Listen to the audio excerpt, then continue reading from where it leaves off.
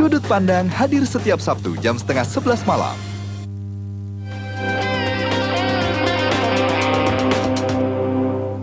Pemirsa, pada tanggal 8 September yang lalu, Menteri Kesehatan Republik Indonesia, Nafsi Amboy, memberikan penghargaan kepada 6 rumah sakit terpilih sebagai The Best Role Model Rumah Sakit Vertikal Kemenkes RI dalam era pelaksanaan Jaminan Kesehatan Nasional atau JKN. Apa sebenarnya yang melatar belakangi penghargaan ini dan apa pula kriteria penilaiannya? Kita akan berbincang seputar JKN, Pasien Senang, Rumah Sakit Tenang. Bersama saya Chandra Dewi telah hadir Bapak Profesor Dr. Akmal Taher, SPUK, Dirjen Bina Upaya Kesehatan dari Kemenkes RI. Selamat pagi, Prof. Pagi. Terima kasih sudah hadir di sini ya. Baik, ini berbicara mengenai penghargaan terhadap 6 rumah sakit vertikal sebagai the best role model. Sebetulnya apa yang diharapkan sih dengan adanya penghargaan ini? Jadi sebagai latar belakangnya kita tahu bahwa dalam JKN ini banyak pihak harus melakukan perubahan agar mencapai niat kita untuk meningkatkan mutu dan akses dari pelayanan kesehatan. Dan salah satunya yang juga harus melakukan perubahan adalah rumah sakit. Jadi rumah sakit harus melakukan perubahan dalam bentuk perubahan pelayanan, dalam bentuk cara pembayaran, kemudian penanganan pasien dan sebagainya. Nah, oleh karena itu bukan tidak mungkin memang dalam perubahan ini kita memerlukan waktu. Ya. Nah, kita dengan cara seperti ini kita ingin menilai rumah sakit mana sih yang sebenarnya relatif lebih siap dibandingkan dengan yang lain untuk melakukan perubahan seperti itu. Karena perubahan itu pasti tidak gampang, Pasti nggak gampang, ya, Prof. Ya. ya. Jadi 6 rumah sakit yang terpilih ini apa yang tidak bisa menjadi panutan, ya. Istilahnya seperti Bahwa, itu. Sebenarnya yang lebih dalam dari itu adalah karena kita menyebarluaskan kriteria apa yang kita pakai untuk menilai itu, sehingga kita mengharapkan nanti rumah sakit lain bisa mendapat pelajaran dari situ. Kriteria penilaiannya apa, Pak? Ada beberapa. Yang pertama mulai dari bagaimana pendaftaran pasien. Karena dengan JKN ini ada perubahan sistem pendaftarannya untuk pasien. Kemudian itu satu dari pendaftaran. Kemudian dari segi pelayanannya. Pelayanannya itu biasanya kita mesti lebih menstandarisir pelayanan kita. Standar pelayanan itu compliance atau kepatuhan terhadap standar pelayanan itu menjadi penting. Itu kita nilai. Kemudian yang ketiga lagi, bagaimana kita menangani komplain dari pasien. Karena perubahan ini pasti juga, walaupun pasien itu biasanya berobat dengan cara A, sekarang berubah cara B, pasti akan ada komplain lah. Nah, bagaimana menangani komplain ini juga kita lakukan penilaian. Selain dari itu juga beberapa aspek manajemen dan finansial juga kita nilai. Oke, dengan cara ini. Oke, ada 6 rumah sakit yang terpilih. Ya. Mungkin barangkali bisa dijelaskan rumah sakit mana saja. Ini untuk seluruh Indonesia atau hanya Jabodetabek atau bagaimana? Untuk seluruh Indonesia, tapi yang di bawah Kementerian Kesehatan. Nah, jadi kita berikan untuk yang kategorinya rumah sakit umum itu ada rumah sakit Sanglah dari Denpasar, kemudian rumah sakit di mana ada juga rumah sakit Fatmawati Jakarta bahkan ya. Kemudian yang ketiga rumah sakit rumah sakit khususnya yang pertama dari rumah sakit ortopedi Solo ya. Kemudian rumah sakit jantung harapan kita yang ketiga. Okay. Jadi memang 6 rumah sakit ini memang kita anggap betul-betul bisa dengan relatif cepat dalam waktu yang singkat dalam artian dalam waktu 6 bulan ini berhasil mengadakan perubahan. Kemudian dari segala aspek tadi cukup memenuhi persyaratan kita. Oke, tapi sebetulnya yang memberikan penilaian itu pihak mana saja sih, Pak? Jadi secara garis besar sebenarnya yang ikut menilai adalah sudah tentu Kementerian Kesehatan bersama BPJS. BPJS akan mengkhususkan diri pada bagaimana pendaftaran pasien dan sebagainya. Sementara kita betul-betul karena itu domainnya memang ranahnya Kementerian Kesehatan, aspek pelayanan di rumah sakit itu kita yang nilai. Tapi itu menjadi satu tim. Nah, kalau selama ini kan sudah hampir jalan 8 bulan JKN ini ya Pak. Ini beberapa rumah sakit ada yang mengeluh, terutama di awal-awal ini mengalami kerugian karena ikut serta menjadi peserta bekerja sama dengan JKN. Sebetulnya bagaimana sih, bisa diceritakan Pak? Jadi gini, memang dengan JKN ini ada sistem pembayaran yang berubah. Kalau tadinya itu kita katakan itu sistem pembayaran itu fee for service, sekarang kita memakai sistem paket lah, yang kita bilang CBGs. INA CBGs ini merupakan sistem paket di mana kita tidak membayar menurut apa saja yang dilayankan, tapi kita memberikan sudah menentukan dari awal bahwa kalau untuk sakit A dengan derajat sakit tertentu akan dibayar dengan biaya tertentu gitu.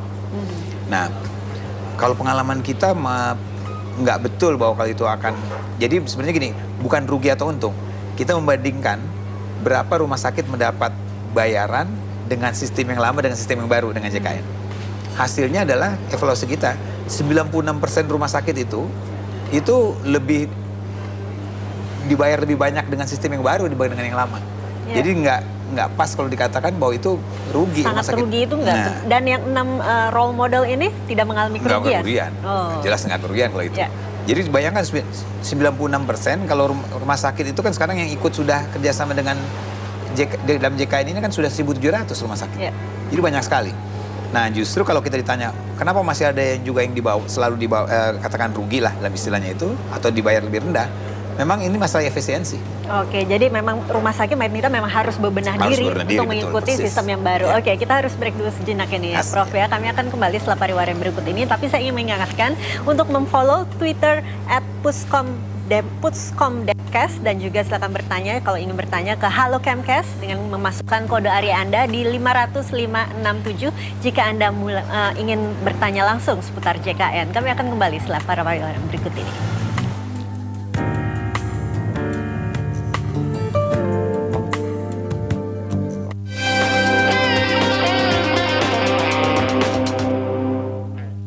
Didukung oleh saya mau minta rujukan ke rumah sakit. Bapak sakit apa ya? Diperiksa dokter dulu ya, Pak. Bapak hanya batuk dan flu biasa. Minum obat dan istirahat yang cukup. Surat rujukannya gimana? Tidak perlu dirujuk ke rumah sakit. Untuk pelayanan kesehatan dasar, cukup di puskesmas saja, Pak. Diminum 3 kali sehari ya, Pak. Berapa biayanya, Bu? Semua ditanggung oleh JKN. Jangan lupa, makan makanan yang bergizi. Dari hasil diagnosa dan pemeriksaan lab, anak ibu harus kita rujuk ke rumah sakit. Sakitnya parah ya? Anak ibu perlu pengobatan lebih lanjut. Jadi pasien sudah bisa diterima ya, Mbak? Mari Bu, ini kartu JKN-nya. Jangan lupa dibawa ke rumah sakit ya. Alhamdulillah ya, Nak. Sudah lebih baik. Untung ada JKN. Istirahat yang cukup, pasti cepat sembuh.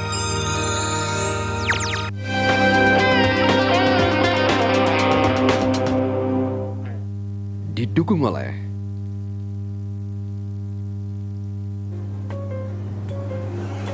JKN, pasien senang, rumah sakit pun tenang. Itulah topik perbincangan kita di pagi hari ini, pemirsa.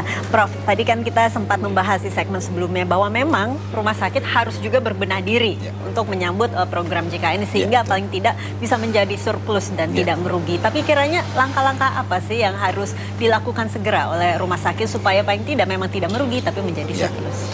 Jadi ada beberapa hal memang yang perlu dilakukan oleh rumah sakit untuk melakukan efisiensi seperti itu. Yang pertama yang paling jelas harus dilakukan adalah memang patuh pada standarisasi pelayanan yang sudah kita putuskan. Karena biasanya standarisasi pelayanan yang kita putuskan itu biasanya itu sudah dikaji, itulah yang paling dari segi mutunya bagus tapi dengan biaya yang cukup baik. Jadi kita ngomong tentang kendali mutu dan kendali biaya di situ.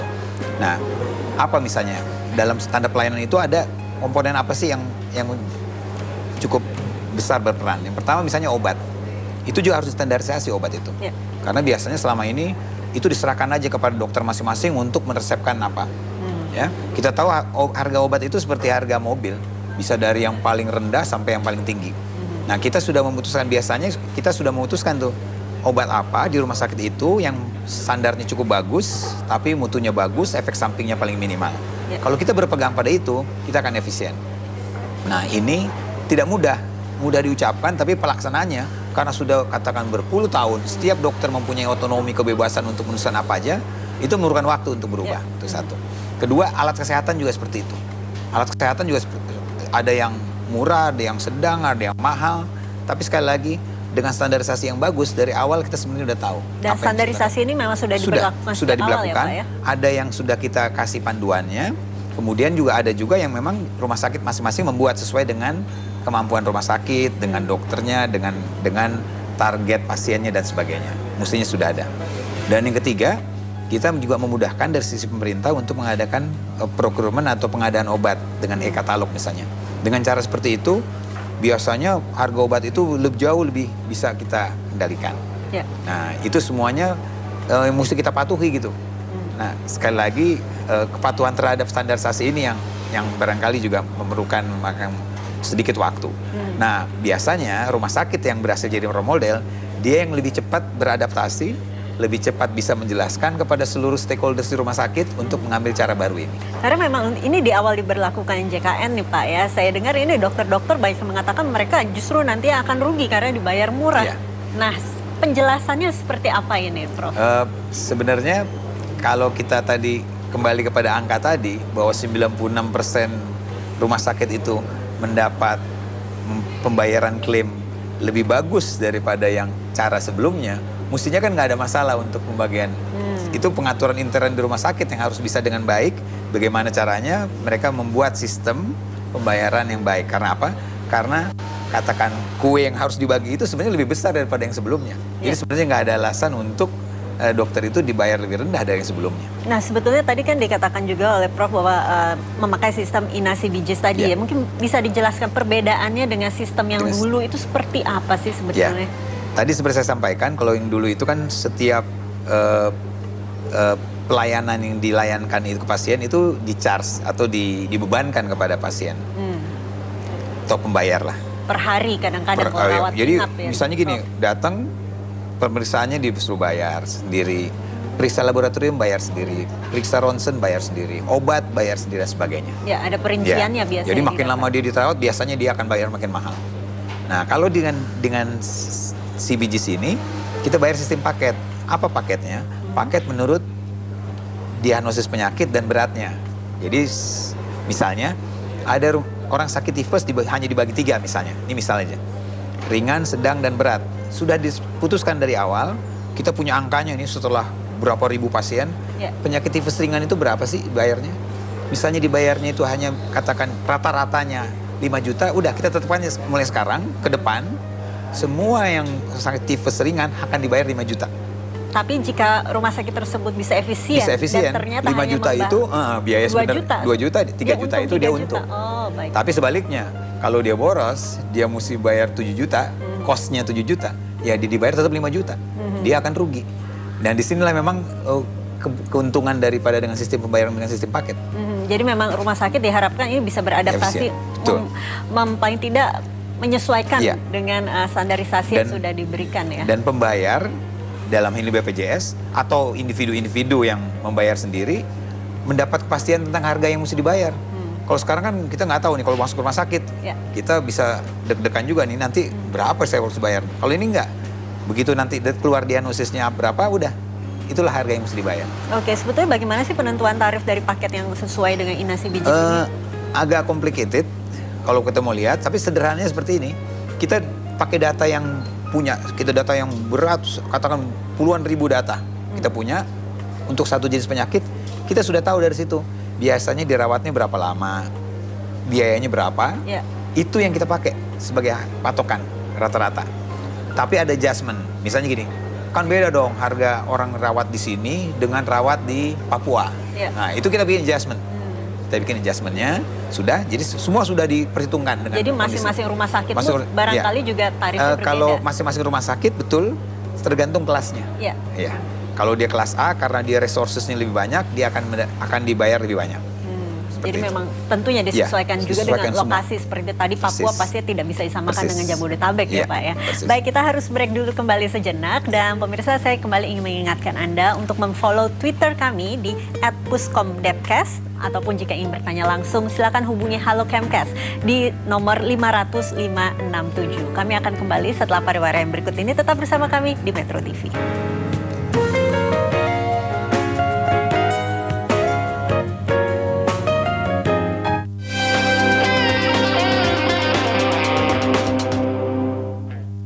Didukung oleh Saya mau minta rujukan ke rumah sakit. Bapak sakit apa ya? Diperiksa dokter dulu ya Pak. Bapak hanya batuk dan flu biasa. Minum obat dan istirahat yang cukup. Surat rujukannya gimana? tidak perlu dirujuk ke rumah sakit. Untuk pelayanan kesehatan dasar, cukup di puskesmas saja, Pak. Diminum 3 kali sehari ya, Pak? Berapa biayanya, Bu? Semua ditanggung oleh JKN. Jangan lupa, makan makanan yang bergizi. Dari hasil diagnosa dan pemeriksaan lab, anak ibu harus kita rujuk ke rumah sakit. Sakitnya parah ya? Anak ibu perlu pengobatan lebih lanjut. Jadi pasien sudah bisa diterima ya, Mbak? Mari Bu, ini kartu JKN-nya. Jangan lupa dibawa ke rumah sakit ya. Alhamdulillah ya nak, sudah lebih baik. Untung ada JKN. Istirahat yang cukup, pasti cepat sembuh.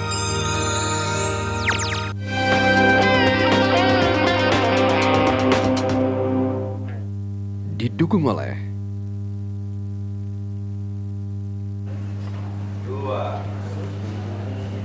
JKN, pasien senang, rumah sakit pun tenang. Itulah topik perbincangan kita di 811 pagi ini, pemirsa. Prof, tadi di segmen sebelumnya kita sudah sempat membahas sedikit mengenai penentuan tarif paket yang sesuai dengan INASI BIJIS, tentunya dengan regulasi dan program di JKN. Apakah setelah hampir 8 bulan ini berjalan, program dari JKN ini, masihkah berlaku penentuan tarif ini atau memang sudah ada revisi baru barangkali dilihat dari perkembangannya? Ya, betul sekali. Jadi memang kita terus-menerus melakukan evaluasi, juga mendengar respons dari baik rumah sakit maupun dari BPJS dan sebagainya tentang tarif ini. Dan memang kita sedang melakukan beberapa perubahan tarif pada bulan ini. Karena apa? Karena seperti saya sampaikan tadi, tarif itu diputuskan berdasarkan data historis yang kita punya sebelumnya. Sekian puluh ribu pasien dan sebagainya. Nah, pada beberapa tarif barangkali data itu nggak terlalu pas. Oleh karena itu kita evaluasi lagi, sekarang kita perbaiki. Kita perbaiki dengan keputusan Menteri Kesehatan sudah dikeluarkan bulan ini. Mudah-mudahan dengan ini akan lebih baik lagi. Akan lebih juga membuat juga rumah sakit akan lebih tenang dengan tarif yang baru ini. Karena ada kebanyakan tarif itu kita naikkan. Ada juga cuman beberapa kasus yang kita turunkan. Tapi kita sudah perhitungkan dengan simulasi bahwa itu tidak akan mempengaruhi keseluruhan pendapatan rumah sakit. Oke, pasti dilihat dengan perkembangan juga dan masukan-masukan yang didapat ya. Oke, Prof, ini kan tadi dikatakan memang sudah ada pembenahan baik itu dari segi tarif. Kalau pembenahan pelayanan untuk peserta bagaimana? Apakah ada perubahan? Iya, saya sebenarnya perbaikan untuk peserta ini menjadi kewajiban semua rumah sakit. Karena kita harus akui tanpa JKN pun sebenarnya kita harus terus-menerus memperbaiki pelayanan kepada pasien.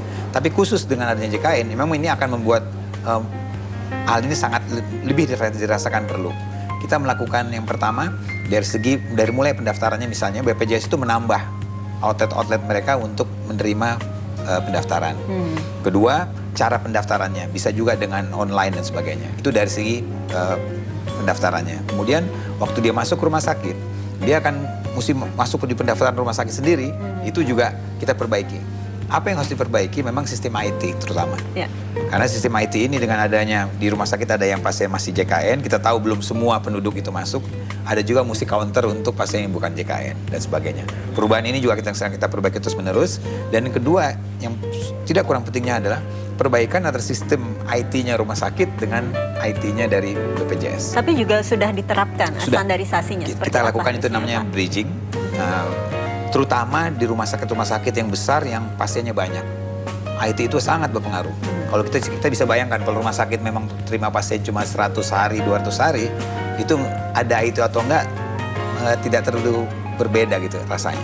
Tapi kalau kayak di rumah sakit besar di Jakarta, rumah sakit pemerintah yang 2.000 pasien, 3.000 sehari, IT itu sangat berpengaruh. Itu yang kita perbaiki. Ketiga, yang paling penting lagi sebenarnya adalah perbaikan untuk peserta, walaupun tidak dirasakan, tapi sebenarnya adalah tadi kepatuhan pada standar pelayanan. Ya. Karena sebenarnya pada akhirnya yang kita inginkan adalah kita bisa mengendalikan biaya, tapi yang pertama tanpa mengorbankan mutu. Dan ini hanya jalan keluarnya hanya satu, yaitu bagaimana semua komponen di rumah sakit, dokter, perawat, manajemen patuh pada standar pelayanan. Oke, ini Prof, perbaikannya. Ini barangkali untuk kedepannya bagi calon peserta JKN yang belum barangkali mendaftar, sebetulnya manfaat dan layanan apa saja sih yang bisa didapat oleh mereka yang menjadi peserta JKN? manfaat yang didapat oleh peserta JKN sebenarnya komprehensif. Yang pertama, komprehensif itu artinya gini, dari mulai tindakan pencegahan, pengobatan maupun rehabilitasi. Apa misalnya pencegahan itu misalnya dari mulai konsultasi, hanya konseling. Kedua, pencegahan penyakit khusus, misalnya imunisasi, difteri, pertusis, tetanus, BCG, hepatitis, morbili, campak, itu semuanya di cover. Itu semuanya termasuk kategori pencegahan. Ya. Kemudian juga alat kontrasepsi dasar untuk keluarga berencana, screening penyakit tertentu. Ini dari segi pencegahan. Dari segi pengobatan, praktis semua penyakit untuk pengobatan itu di cover oleh peserta. Dan yang ketiga, rehabilitasi. Setelah sakit biasanya orang itu kan memperoleh rehabilitasi.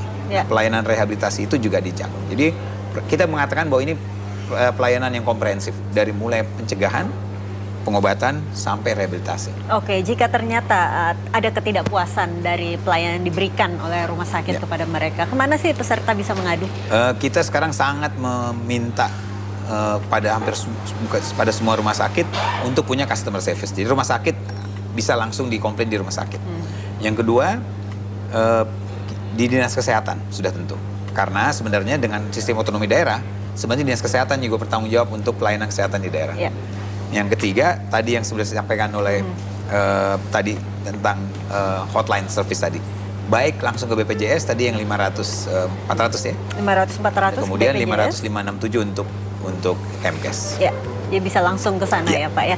Nah, kiranya ini dalam menjalankan fungsinya, siapa sih yang bisa menjamin ini program CKN, karena ini kan program baru ya Pak ya. Paling tidak memang bisa berlangsung baik, namun juga ini tanpa korupsi Pak. Kiranya bagaimana? Ya, ini penting sekali memang pertanyaannya ini. Karena apa? Karena uang yang beredar di JKN ini kan puluhan triliun.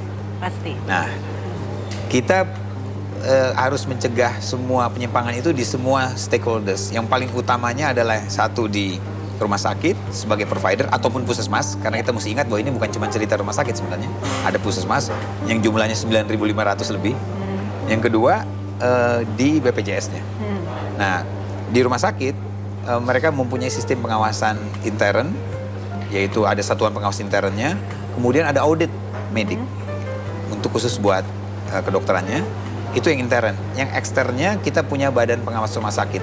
Oke. Dan ada dewan pengawas rumah sakit. Jadi memang ini jadi berlapis sebenarnya. Berlapis pengawasannya, baik. Belum BPK juga akan masuk di situ. Baik, Prof, terima kasih banyak atas Ya. waktunya dan informasi yang pasti bermanfaat bagi pemirsa Baik. di rumah ya. Sama-sama. Dan pemirsa, kami ingin kembali mengingatkan sebelum saya menutup, silakan follow Twitter kami di @puskomdepkes, maupun jika bertanya silakan langsung ke Halo Kemkes di 500-567. Namun kami harus mengakhiri perbincangan untuk kali ini. Terima kasih atas perhatiannya dan sampai jumpa. Terima kasih Prof.